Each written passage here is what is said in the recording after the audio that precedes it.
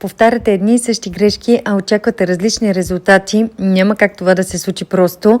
Вчера под един пост на дама, която изготвя хранителни режими, едно момиче беше написало: имам 10 твои режима и нито един довършен до край, но ти сега ме мотивира, ще си взема 11 режим и се надявам този път да постигна резултати.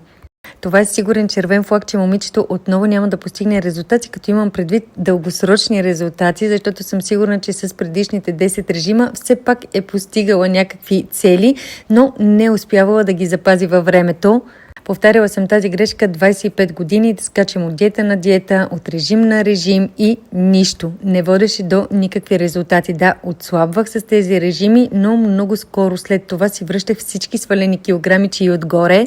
Посланието ми към вас е: спрете да търсите идеалната диета или режим. Вече знаете, че те не работят. Няма смисъл да повтаряте отново и отново тази грешка. Създадох моите карти с рецепти не толкова да ви помогне да свалите излишните килограми, това вече сте го правили много пъти.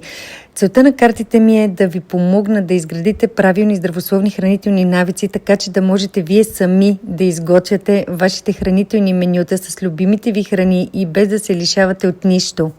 Само когато изградите тези навици, ще постигнете и дългосрочни резултати. От опит ви го казвам, повярвайте.